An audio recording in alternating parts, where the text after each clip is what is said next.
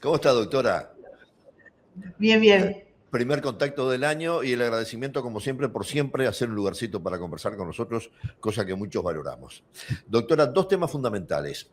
No interesa el orden, ¿verdad? Son importantes los dos, pero para saber de ellos. Y uno que me parece muy interesante y que creo que es fundamental que también los medios de comunicación nos hagamos eco de lo que allí se refiere este proyecto. El proyecto Acción País. ¿Qué alcance tiene y por qué motivo lo impulsa el Ministerio de Salud Pública? Bueno, es un proyecto extremadamente valioso en muchos aspectos. Acción País es una de las principales patas o pilares de la estrategia de salud mental. La estrategia de salud mental desde el área de salud, y ahí insisto en esto porque la salud mental tiene que ver con muchos aspectos que trascienden específicamente el área de salud, pero bueno, desde el área de la salud tiene los desarrollos desde el sistema asistencial, las prestaciones que son necesarias desarrollar, la desinstitucionalización que tenemos que avanzar para cumplir con la implementación de la ley de salud mental, pero hay una pata sustancial que es cambiar el paradigma que se dice, disminuir el estigma. Ninguno de nosotros quiere hoy transparentar si tenemos algún inconveniente en nuestra salud mental, pues tenemos restricciones, tenemos etiquetas, tenemos problemas en el sistema de atención, pero en otros aspectos. ¿Por qué? Por el estigma que tienen estas alteraciones.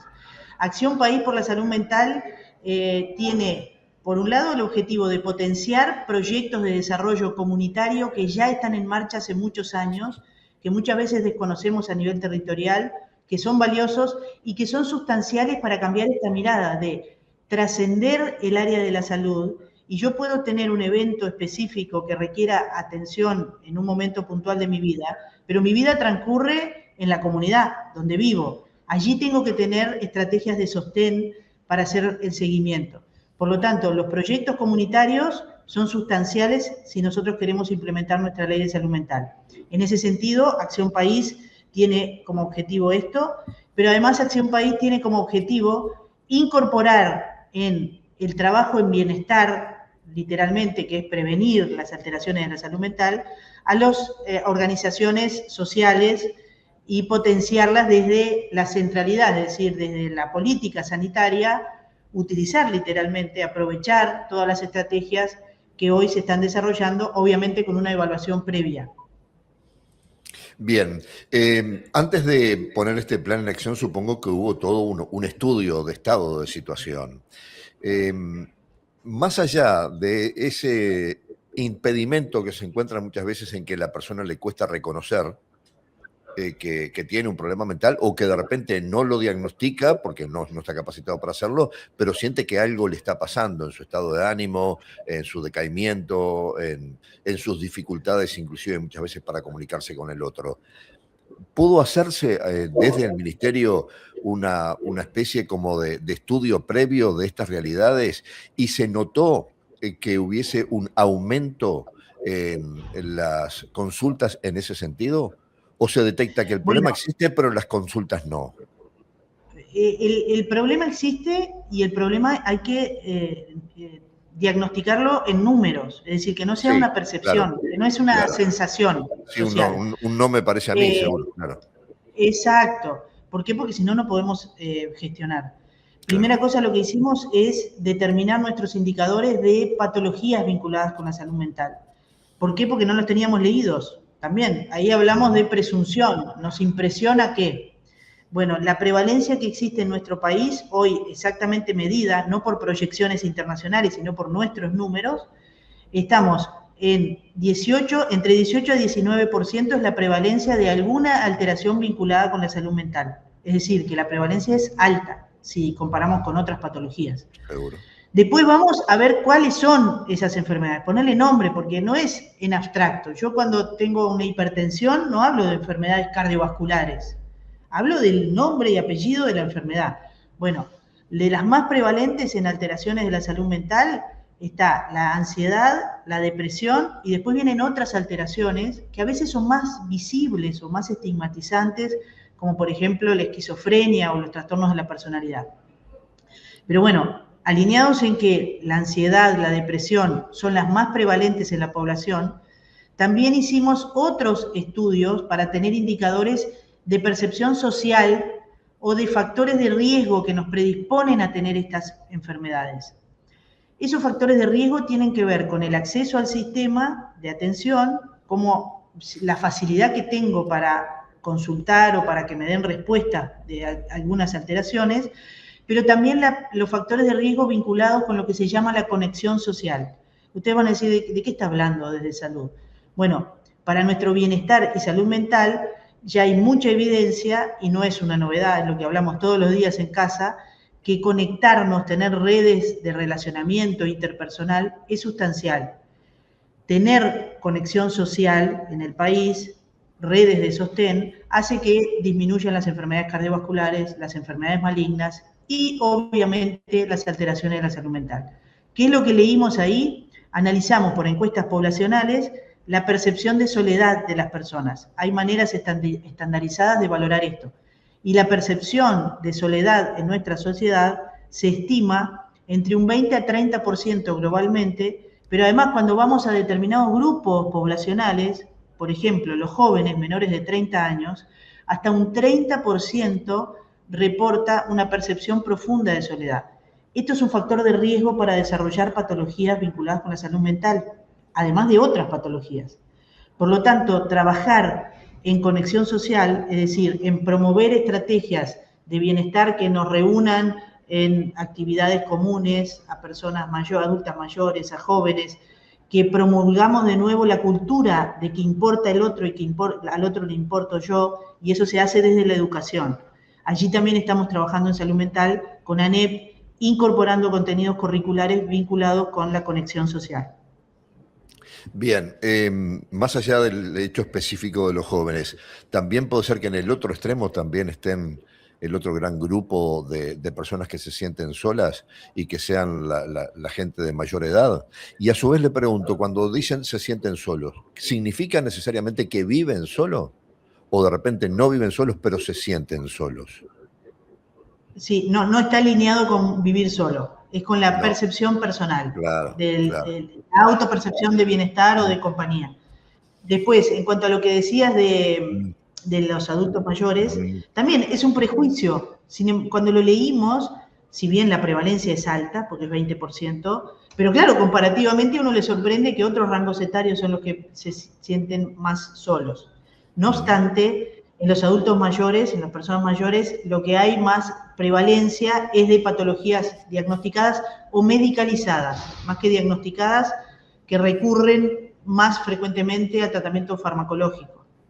Y allí nosotros estamos ajustando, por ejemplo, prestaciones vinculadas con la atención de todos, pero de los adultos mayores también en particular. Nosotros tenemos prestaciones asistenciales, por ejemplo, acceso a la psicoterapia, pero el acceso a la psicoterapia en el sistema no es universal. Es para algunas edades, para algunas patologías y por determinado tiempo. Estamos trabajando junto con Economía y seguramente en poco tiempo estemos en condiciones de ampliar la disponibilidad de psicoterapia para todas las personas que lo necesiten y en particular para los adultos mayores, que son un grupo poblacional específico, promover, porque sabemos por evidencia que es muy efectivo, promover cuando es necesario la psicoterapia grupal, que es más exitosa en determinadas circunstancias. Doctora, ¿y si existe la chance también de que algunas de esas personas, más allá de las edades que hemos hablado, encuentren la posibilidad a través de la tecnología de una comunicación, de llamar a un teléfono y que un profesional lo escuche, lo atienda, porque no lo contenga, por lo menos en esos primeros minutos, en esos primeros días de mayores dificultades? Sí, bueno, las estrategias de salud hoy se nutren de todos los medios de tecnología, la telesalud, pero también esto de dar sostén. Hay muchas instituciones, muchas herramientas desarrolladas para dar un sostén como de primeros auxilios. Bien. Ante esa necesidad de tratar de orientar o de articular lo necesario. Específicamente destacarles las líneas vida que existen, que llevan varios años de trabajo, de trabajo además documentado y efectivo, en dar sostén sobre todo en personas con ideas suicidas.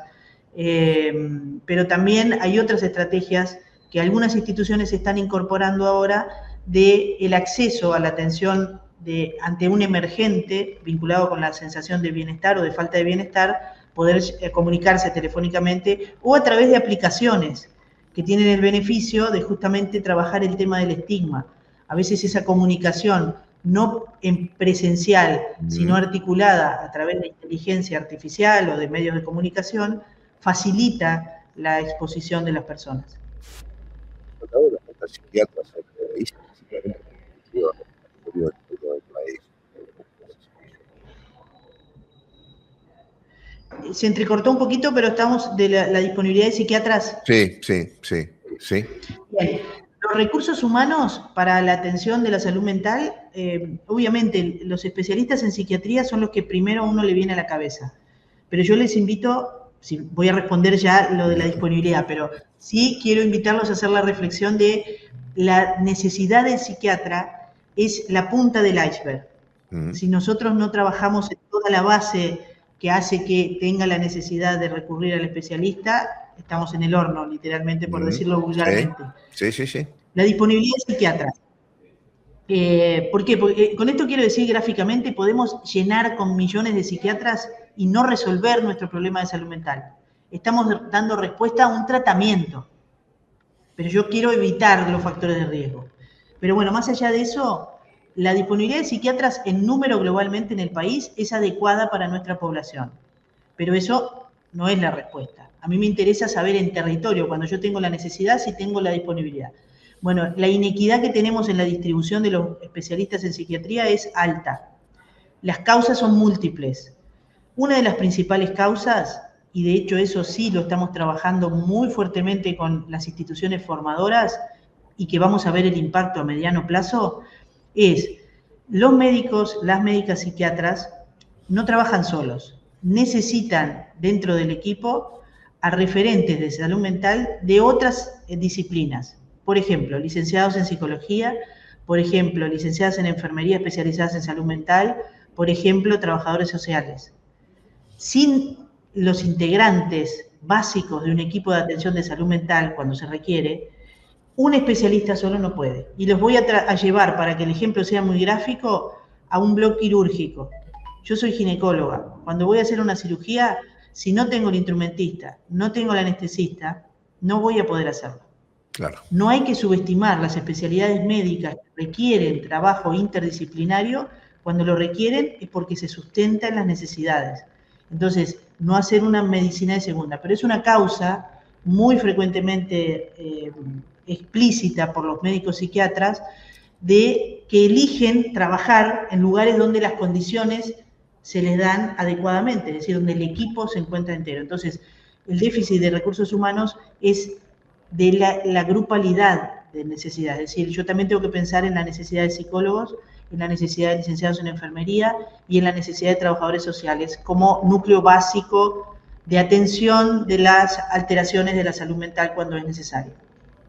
Bien, en esta campaña, ¿de qué manera se involucra la sociedad? ¿Qué podemos hacer cada uno de nosotros, los habitantes de cada uno de los departamentos, para ser útiles y sentirnos útiles frente a una realidad que además de la cual nadie está libre? Nunca sabemos cuándo nos puede tocar a nosotros o a algún familiar y por lo tanto tenemos que sentirlo como propio problema también.